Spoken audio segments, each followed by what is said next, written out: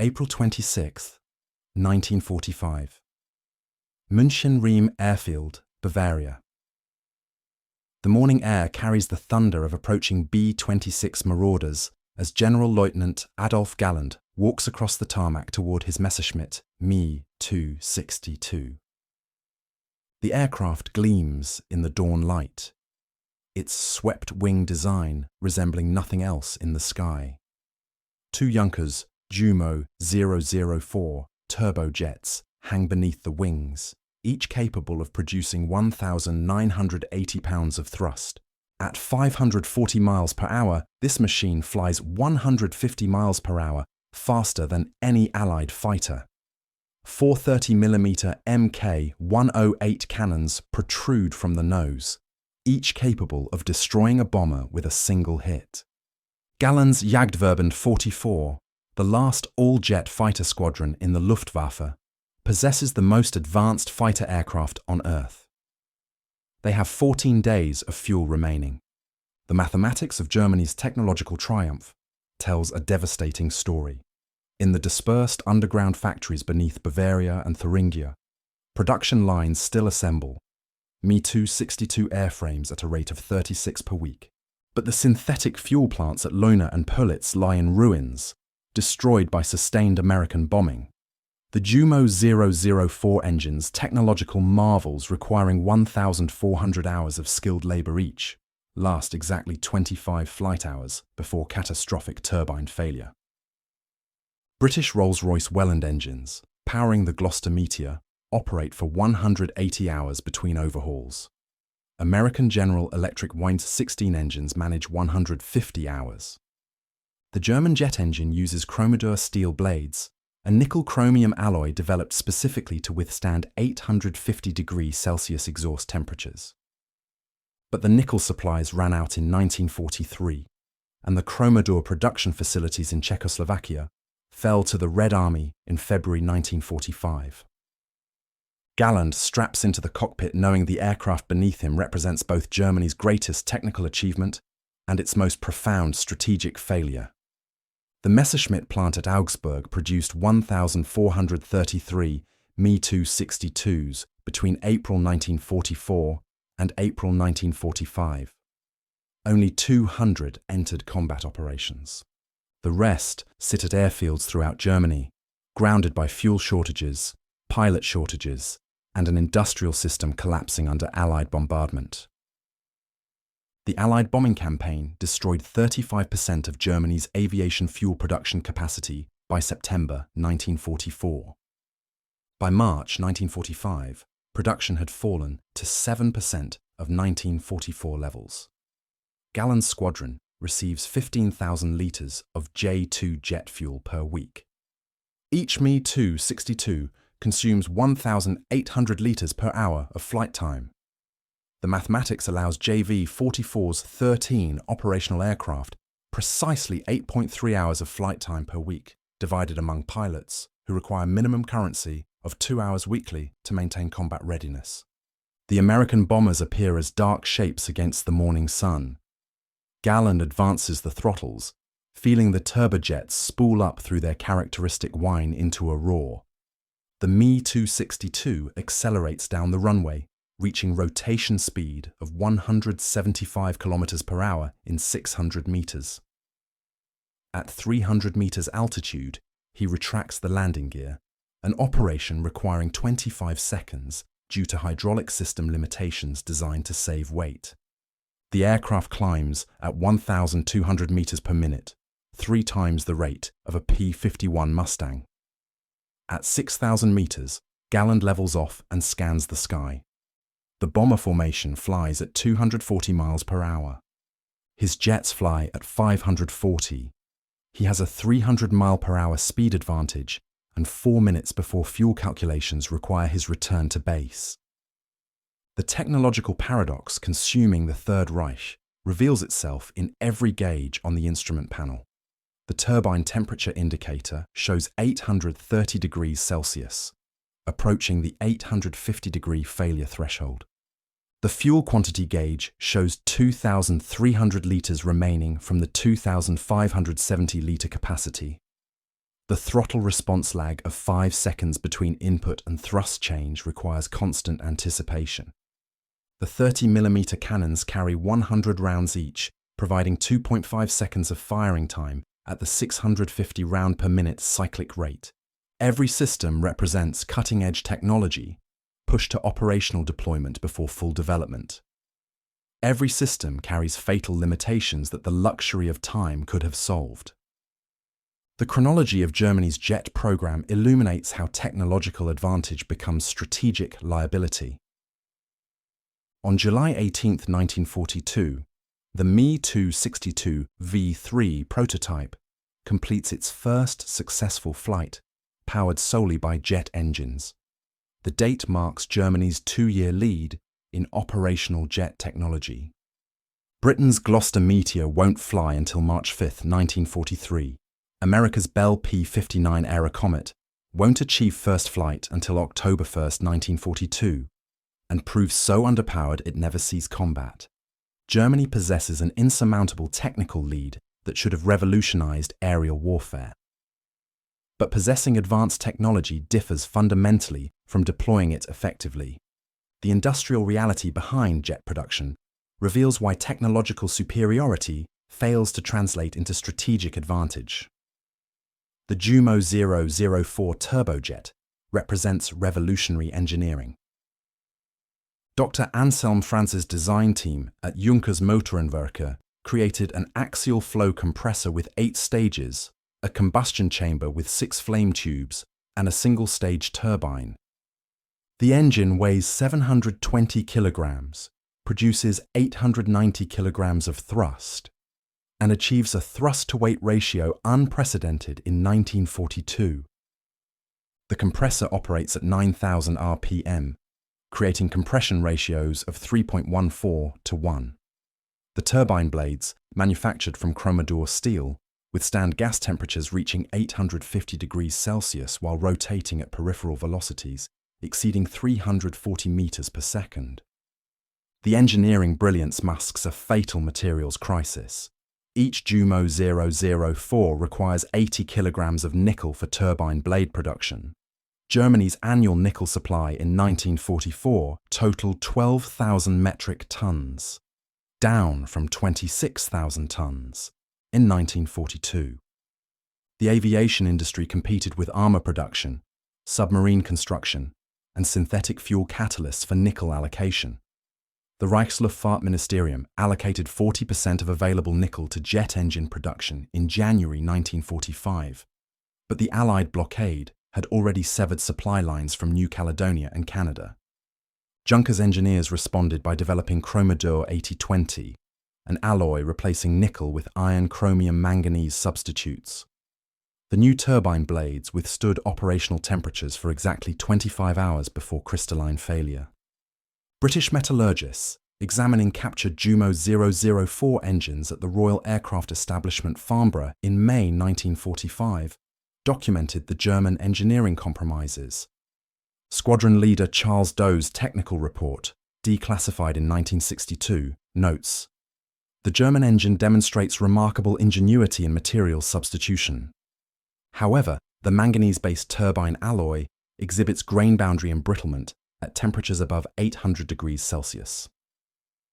British mnemonic 80 alloy, using nickel-chromium titanium composition, maintains structural integrity at 900 degrees for 150 hours minimum.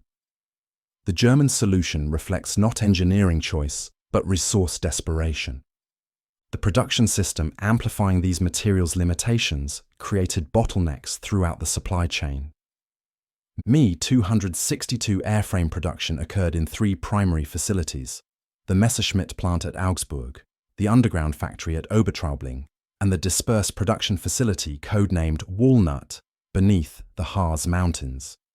The Augsburg plant, operating since 1938, possessed tooling and skilled workers for conventional aircraft assembly. Converting to Me 262 production required 14,000 specialized jigs, fixtures, and assembly aids. Messerschmitt engineers designed the Me 262 with 17,000 individual parts, compared to 12,000 for the Bf 109. The swept-wing design, aerodynamically necessary to delay compressibility effects at high speed, required complex sheet metal forming beyond standard aircraft production capabilities. The assembly process for a single Me-262 consumed 5,500 man-hours, distributed across 89 specialized workers. By comparison, a P-51 Mustang required 3,800 man-hours. The Me-262's engines added another 2,800 man-hours per aircraft, bringing total manufacturing time to 8,300 man-hours. American B-17 Flying Fortress production required 10,400 man-hours, but produced a 4-engine heavy bomber carrying 4,000 pounds of bombs, 2,000 miles. The Me-262 carried 1,000 kilograms of armament, 650 kilometers. The man-hour efficiency comparison reveals Germany building single-seat fighters, requiring 80% of the labor investment needed for America's 4-engine strategic bombers. The production tempo accelerated throughout 1944, despite Allied bombing. Messerschmitt delivered 3 Me-262s in April 1944, 16 in May, 28 in June, 59 in July. By November 1944, monthly production reached 133 aircraft. The December 1944 total climbed to 166 units. January 1945 saw 156 deliveries. February produced 119 aircraft. March delivered 145 Me-262s. The final April 1945 count reached 36 units before American forces overran the production facilities. Total production: 1,433 aircraft, delivered between April 1944 and April 1945. The operational deployment statistics tell a contrasting story. Erprobungskommando 262, the test evaluation unit, activated with 6 Me-262s in July 1944.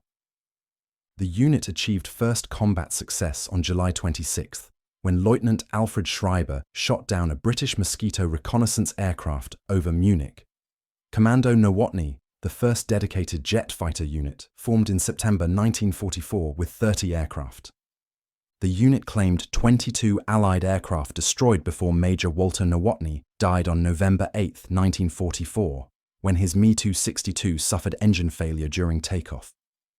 By December 1944, the Luftwaffe operated 78 Me-262s in frontline service from total production, exceeding 400 aircraft. The deployment rate remained below 20% of manufactured inventory. The fuel crisis driving this deployment failure originated in Germany's synthetic fuel infrastructure. The Fischer-Tropsch process, converting coal to liquid fuel, supplied 92% of Luftwaffe aviation gasoline by 1944. 12 hydrogenation plants, concentrated in central Germany, produced 175,000 metric tons of aviation fuel monthly in April 1944. The Me-262 required J-2 jet fuel, a kerosene-based formula distinct from standard aviation gasoline. Synthetic fuel plants added J-2 production capacity beginning in November 1943, reaching 12,000 metric tons monthly by March 1944. The United States Strategic Air Force initiated Operation Crossbow against synthetic fuel production on May 12, 1944. The first wave struck the Leuna Works near Merseburg, with 935 bombers, escorted by 678 fighters. The facility, responsible for 30% of Germany's synthetic fuel output, sustained 35% production capacity destruction. Subsequent raids on May 28th, May 29th, June 18th, and June 20th targeted Pölitz, Magdeburg, Gelsenkirchen, and Bohlen facilities. By September 1944, German aviation fuel production fell to 52,000 metric tons monthly, a 70% reduction from April levels. J-2 jet fuel production dropped to 4,200 metric tons monthly. The mathematics of jet operations transformed favorable into catastrophic. Each Me-262 consumed 1,800 litres of J2 fuel per flight hour. Converting production figures, 4,200 metric tons monthly equals 5,250,000 litres monthly, or 175,000 litres daily. The Luftwaffe operated an average of 90 Me-262s in December 1944, providing each aircraft 10 hours monthly flight time, required 16,200 litres per aircraft, or 1,458,000 litres monthly across the fleet. This represented 28% of available jet fuel production, leaving 72% for training, ferry flights, and engine testing. But pilot training for jet transition required minimum 25 flight hours. Ferry flights from production facilities to operational bases consumed 900 litres per aircraft. Engine testing absorbed 600 litres per engine before installation. The actual operational availability collapsed to 6.2 flight hours per aircraft monthly. Adolf Galland, appointed General der Jagdflieger in November 1941, understood these calculations with brutal clarity. His memorandum to Reichsmarschall Hermann Göring, dated December 15, 1944, laid out the mathematical reality. We possess 267 Me-262 aircraft across all units. Current fuel allocation provides 1,550 flight hours monthly across the jet fighter force. This permits 5.8 hours per aircraft monthly, insufficient to maintain pilot proficiency or conduct effective operations. To achieve air superiority over the Reich, minimum requirement, 600 operational Me-262s flying 20 hours monthly, requiring 12,000 hours monthly, or 21,600,000 litres jet fuel. Current production, 4,200,000 litres monthly. Shortfall, 17,400,000 litres monthly. Request immediate reallocation of conventional aviation fuel production to jet fuel synthesis.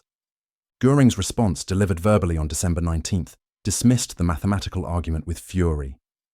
According to Galland's post-war account, published in The First and the Last in 1954, Göring declared, "The Führer has determined that strategic bombing will force Britain to negotiations.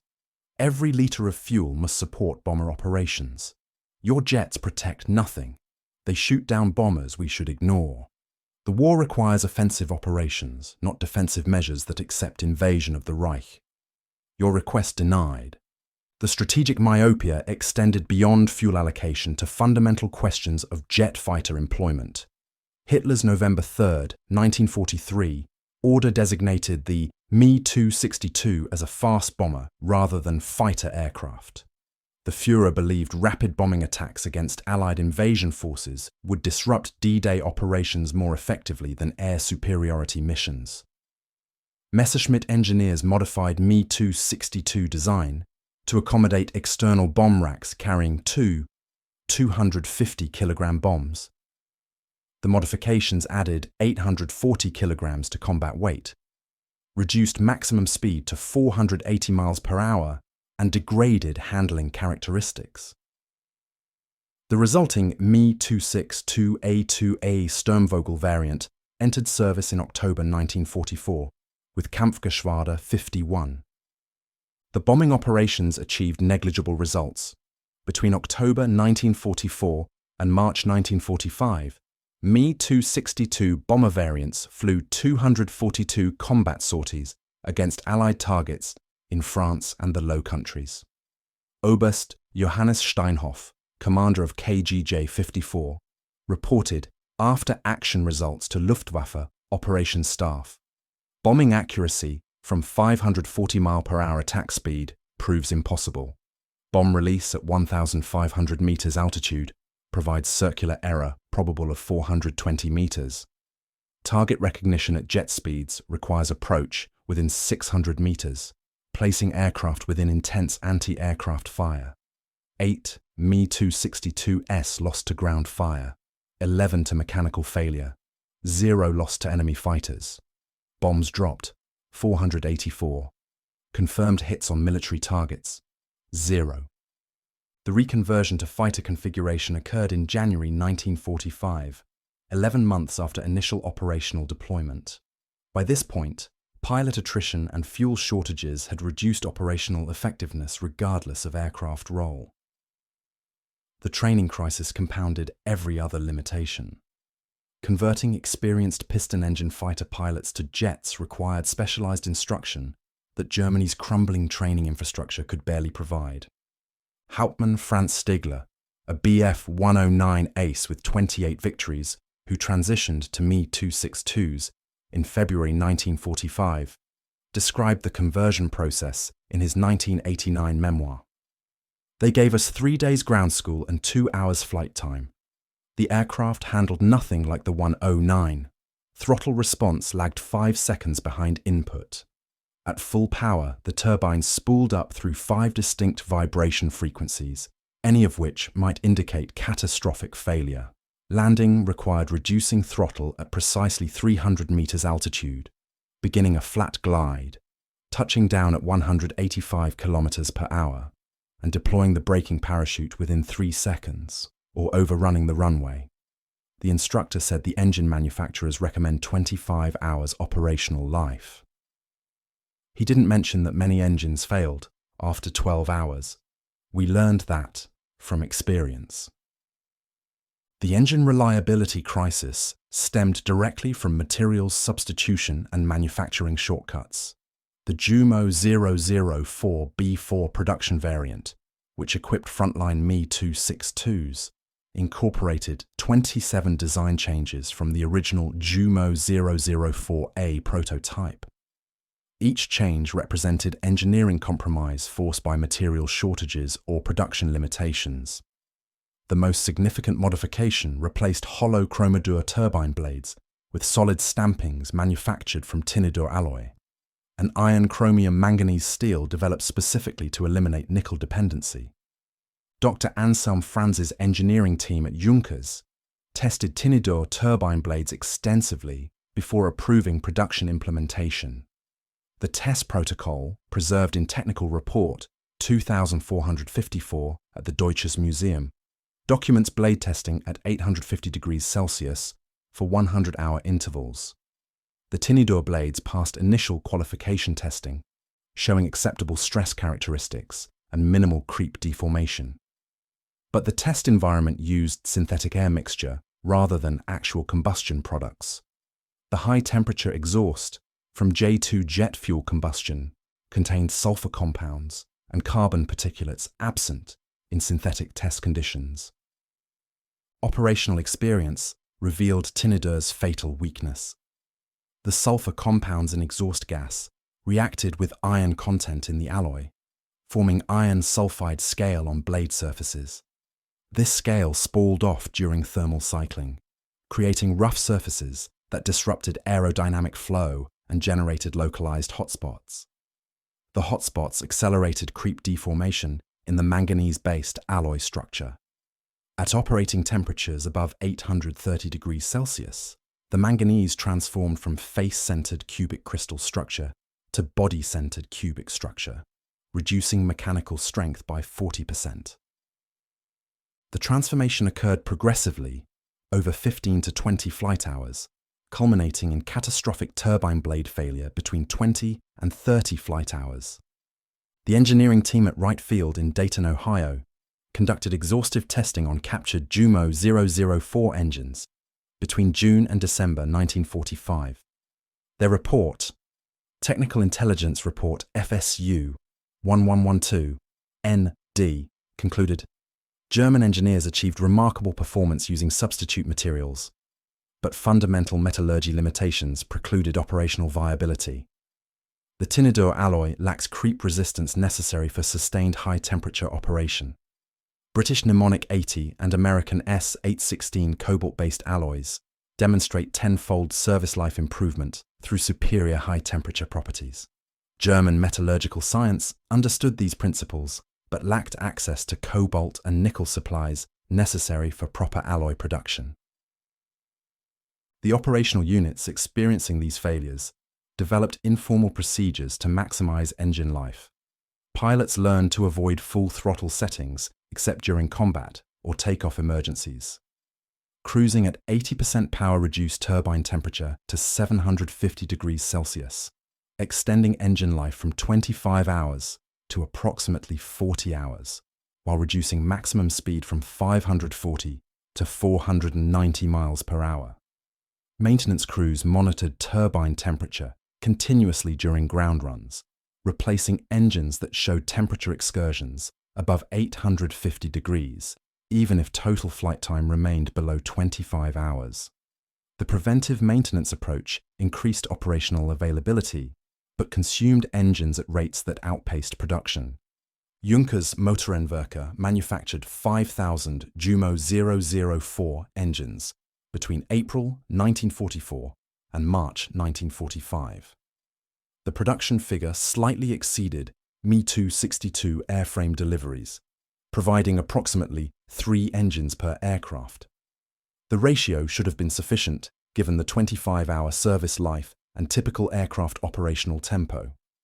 But the engine allocation system distributed Jumo 004s across multiple applications.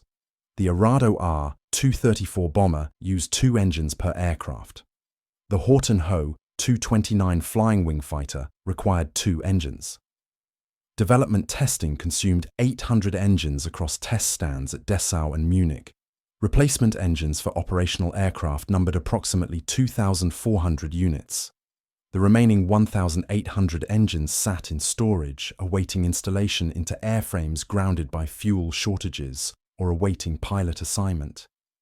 The pilot shortage reflected Germany's broader manpower crisis. Training a jet pilot required first training a competent piston engine pilot, a process consuming 250 flight hours over 12 months. The jet conversion course added another 25 hours over 4 weeks. Germany graduated approximately 2,500 fighter pilots in 1944, down from 4,200 in 1943 and 6,800 in 1942. The declining pilot production resulted from fuel shortages that reduced training flight hours, increased enemy air activity over training areas, and growing manpower demands from ground forces. Of the 2,500 pilots graduating in 1944, Luftwaffe Command allocated 300 to jet fighter training. The selection criteria emphasized experienced pilots with minimum 200 combat hours. This requirement, intended to ensure jet units received competent pilots capable of mastering demanding aircraft, instead stripped conventional fighter units of experienced personnel. Jagdgeschwader 53, operating Bf-10-9s on the Western Front, lost 12 experienced pilots to jet training in November 1944. The unit's average pilot experience level dropped from 180 combat hours to 95 combat hours. Combat effectiveness declined proportionally. Major Heinz Baer, credited with 16 victories while flying the Me-262, described the tactical reality in his April 1945 debriefing. The jets possessed overwhelming technical advantage. We flew 100 miles per hour faster than the Mustangs. Our 430mm cannons destroyed any bomber with a single burst. But we couldn't fight sustained engagements. The engines required 6 minutes to spool up from cold start to takeoff power. Allied fighters attacked us during takeoff and landing when we were most vulnerable. We couldn't dogfight because rapid throttle changes caused flameouts. We executed 1 high-speed pass per engagement, then broke off regardless of results. The American pilots learned to ignore the jets unless catching us during takeoff or landing. They focused on destroying us on the ground or intercepting us at maximum vulnerability.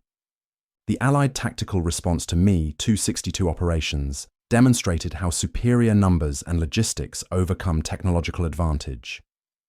8th Air Force Fighter Command issued Tactical Directive FTD-88 on November 15, 1944, following increasing Me-262 encounters. The directive, based on analysis of 73 jet combat engagements, specified Me-262 aircraft demonstrate 120 mph speed advantage at all altitudes. Aircraft cannot be caught in level flight. Climbing attacks prove ineffective. Effective interception requires positioning above suspected jet approach routes, executing diving attacks, achieving 450 mph speeds, and breaking off engagement if jet executes high-speed climb. Primary tactic: assign fighter groups to patrol known jet airfields. Attack jets during takeoff and landing phases when speed advantage negated. The airfield attack strategy devastated jet operations. Me-262 units operated from 12 primary airfields in southern Germany: München-Riem, Rheine, Achmar, Hesepe, Lechfeld, Brandenburg-Brest, Rechlin-Lerz, Oranienburg, and others hosted jet units from November 1944 forward. Each field possessed 2,400-meter concrete runways capable of handling jet operations. But concrete runways visible from altitude provided unmistakable targeting references for Allied fighters. The combat loss statistics reveal how numerical superiority overwhelms technological edge. Between July 1944 and April 1945, Luftwaffe units reported 100 Me-262 combat losses. Of these, 11 occurred in air-to-air combat with Allied fighters engaging jets at altitude. 37 fell to fighters attacking during takeoff or landing. 41 were destroyed on the ground by strafing attacks. 11 crashed due to engine failure during combat operations. The majority of combat losses occurred when the Me-262's speed advantage provided no protection. Galland's JV-44, formed in March 1945 as an elite unit of experienced pilots flying Me-262s, exemplified both the aircraft's potential and the impossibility of its operational situation. The unit assembled at München-Riem with 50 pilots, holding an average of 18 aerial victories each. Johannes Steinhoff, Gerhard Barkhorn, Günther Lützow, Walter Krupinski. The roster read like a directory of surviving German aces. They received 23 Me-262 aircraft and fuel allocation for 40 flight hours weekly across the entire unit, approximately 1.7 hours per pilot weekly. Between March 31st and May 1st, 1945, JV-44 flew 116 combat sorties, claimed 55 Allied aircraft destroyed, and lost 6 Me-262s in combat with 12 additional aircraft destroyed on the ground by strafing attacks. The kill ratio of 9.1 to 1 represented extraordinary effectiveness, but the mathematical context exposes strategic irrelevance. 8th Air Force flew 7,000 heavy bomber sorties and 3,200 fighter escort sorties during the same period. JV-44's 55 claimed victories represented 0.8% of attacking aircraft. The Allied bomber stream continued unimpeded. The engineering excellence embodied in Me-262 design coexisted with fundamental flaws that doomed operational effectiveness. The aircraft achieved firsts in multiple categories: first operational jet fighter, first swept-wing aircraft in combat, first aircraft with afterburner type acceleration capability. The aerodynamic design demonstrated sophisticated understanding of high-speed flight characteristics. The 18.5-degree wing sweep delayed transonic drag rise by 40 miles per hour compared to straight-wing designs. The pressurized cockpit allowed operations at 12,000 meters altitude. The automatic leading-edge slats maintained control authority at low speeds. The tricycle landing gear provided stable ground handling unprecedented in German fighter aircraft. But these innovations couldn't overcome systemic failures in the industrial and logistical systems supporting them. Willy Messerschmitt's design team created an aircraft requiring infrastructure that German industry in 1944 could not provide. Reliable high-temperature alloys for turbine blades, consistent fuel supply for operations and training, experienced maintenance personnel familiar with jet systems, secure airfields free from enemy air attack, strategic situation allowing time for pilot training and unit formation. The comparison with Allied jet programs illuminates how different strategic contexts produce divergent outcomes. Britain's Gloucester Meteor entered service with RAF Fighter Command 616 Squadron on July 27, 1944. The unit operated from Manston Airfield in Kent, initially tasked with V-1 flying bomb interception. Meteor pilots achieved 13 confirmed V-1 kills between August 4th and August 31st, 1944. But RAF Command never deployed Meteors against German aircraft over occupied Europe. Fearing a damaged aircraft might fall into enemy hands and compromise jet technology secrets, the caution proved unnecessary given Germany's 2-year head start, but reflected British strategic luxury. The RAF possessed air superiority over Britain and conventional fighters adequate for all operational requirements. The Meteor served as experimental equipment and insurance against German jet deployments rather than desperate attempt to reverse military fortunes. British jet pilots flew 200 hours before operational assignment. Meteor engines received maintenance after every 50 flight hours. RAF jet units operated from bases in England beyond German bomber range. Strategic security permitted proper development. American jet programs lagged further behind, but benefited from even greater industrial capacity. The Bell P-59 Era Comet, America's first jet aircraft, proved so underpowered that USAAF Command rejected it for combat service. The subsequent Lockheed P-80 Shooting Star achieved first flight on January 8, 1944, entered production in April 1944, but arrived in Italy only in March 1945, too late for combat operations. The timeline mattered little because American P-51 Mustangs and P-47 Thunderbolts provided air superiority over Europe by September 1944. American military planners viewed jets as next-generation technology for future conflicts rather than desperate measures for current war. The divergent development contexts expose how Germany's technical advancement reflected weakness rather than strength. The Third Reich required revolutionary weapons because conventional forces had failed to achieve victory. Every wonder weapon, V-2 rockets, Type 21 submarines, Me-262 jets, represented attempt to compensate for fundamental strategic overextension and industrial inadequacy. Germany invested scarce resources in advanced technology instead of building greater quantities of reliable conventional equipment. The resource allocation comparison proves devastating. Germany produced 1,433 Me-262s at 8,300 man-hours each, consuming 11,893,900 man-hours. Those same man-hours could have produced 3,130 Bf-109 fighters at 3,800 man-hours each.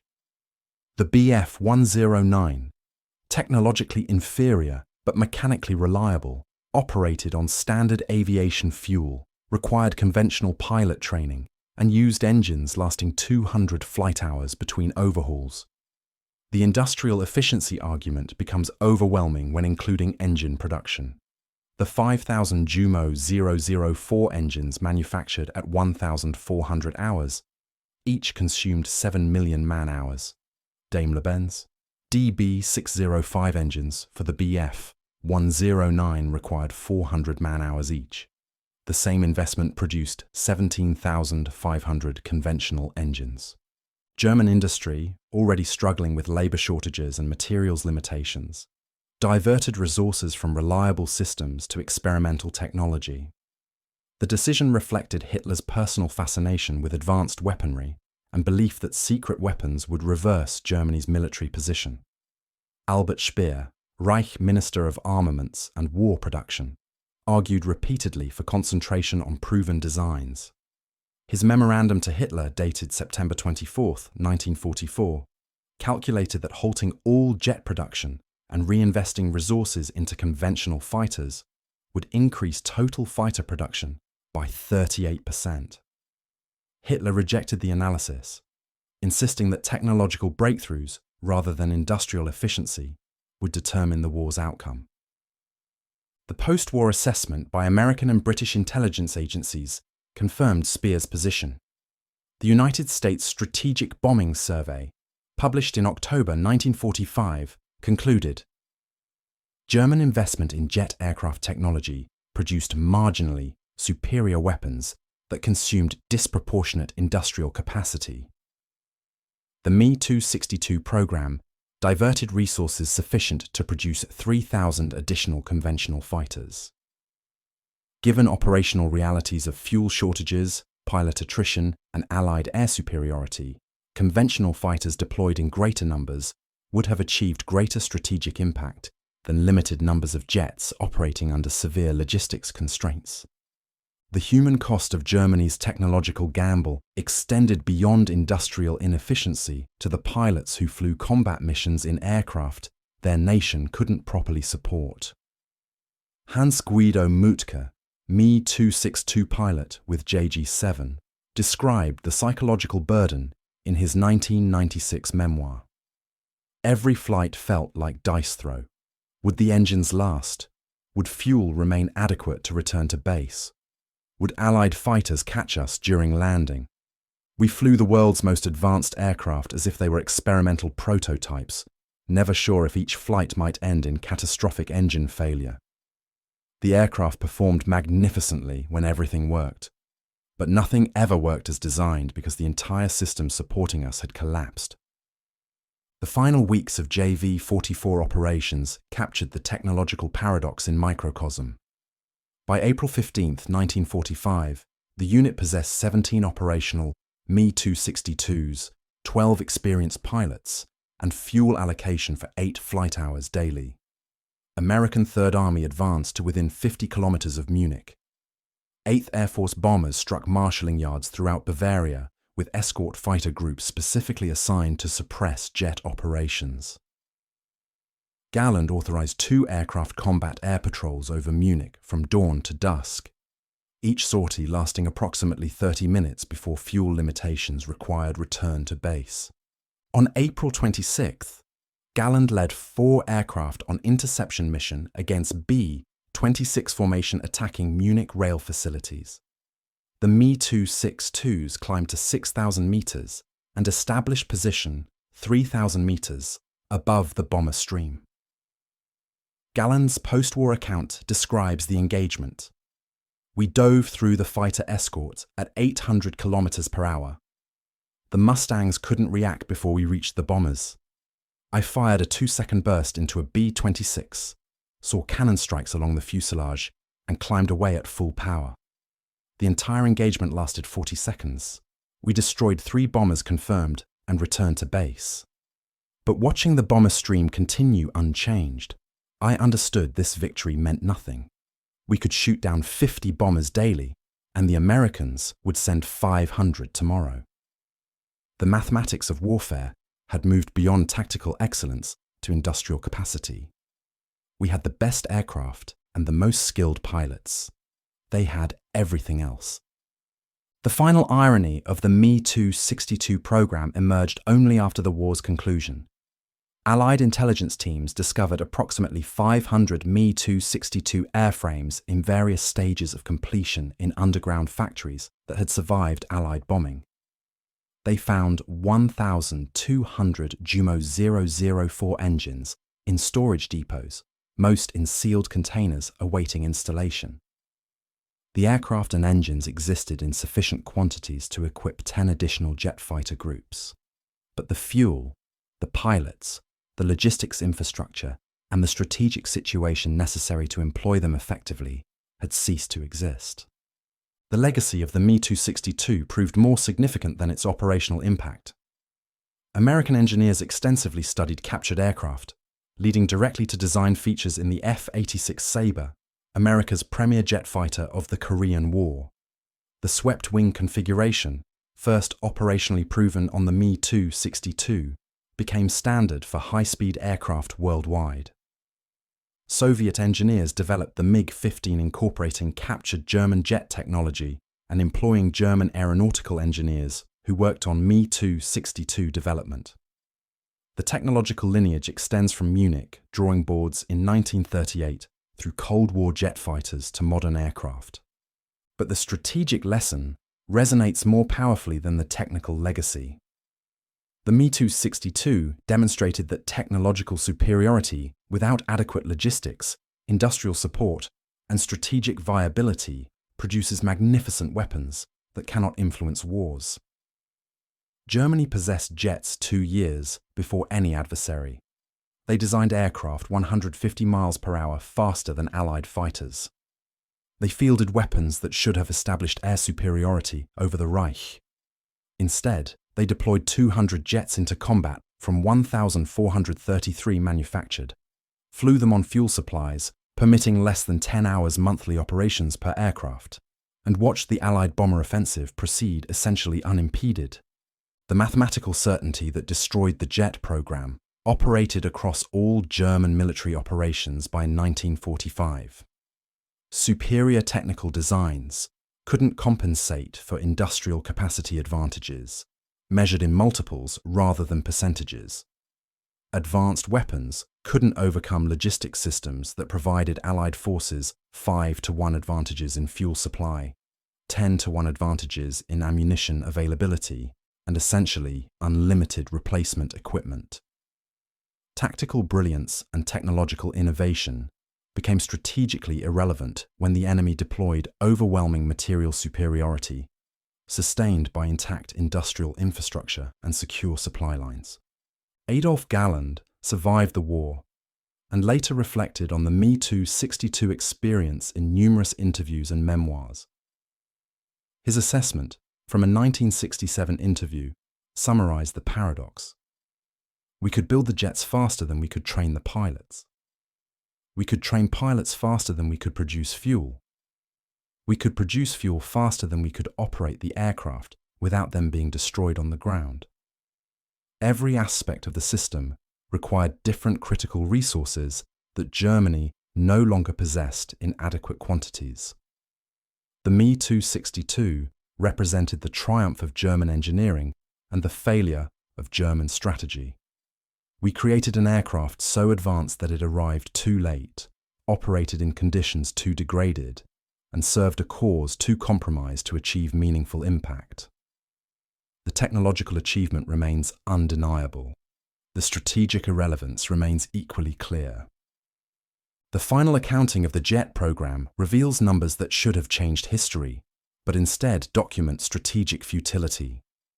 Germany produced 1,433 Me-262 jets between April 1944 and April 1945. Allied intelligence confirmed 100 combat losses and 241 aircraft destroyed on the ground. The remaining 1,092 aircraft, 76% of total production, never reached operational units. They sat at depots awaiting fuel, at airfields awaiting pilots, or at factories awaiting final assembly. The aircraft existed but couldn't fly. The pilots existed but couldn't train. The fuel existed but couldn't reach units. The supply system that might have supported effective operations existed only in pre-war planning documents that described an industrial capacity and strategic situation that had disappeared by 1944. The Me-262 stands as aviation history's most visible example of how technological advancement without strategic viability produces impressive artifacts rather than military effectiveness. The aircraft demonstrated that winning engineering competitions differs fundamentally from winning wars. German engineers created the world's first operational jet fighter. German industry manufactured it in quantities that should have been decisive. German pilots flew it with skill that maximized its capabilities, but these achievements occurred within a strategic context that rendered them ultimately meaningless. A nation fighting opponents with 10-to-1 industrial advantages, 5-to-1 manpower superiority, unlimited fuel supplies, and operational freedom that permitted proper training and logistics support. The jets appeared in German skies 2 years before Allied equivalents. They flew 150 miles per hour faster than any opposing aircraft. They mounted weapons that destroyed bombers with single hits. And they changed precisely nothing about the war's outcome. demonstrating that in industrial warfare, logistics and production capacity ultimately matter more than technological sophistication. The mathematics that doomed the Me-262, too little fuel, too few pilots, too late in the war, reflected mathematical certainties that had already determined Germany's defeat long before the first jet lifted from a Bavarian runway into skies it dominated briefly, impressively, and ultimately futilely.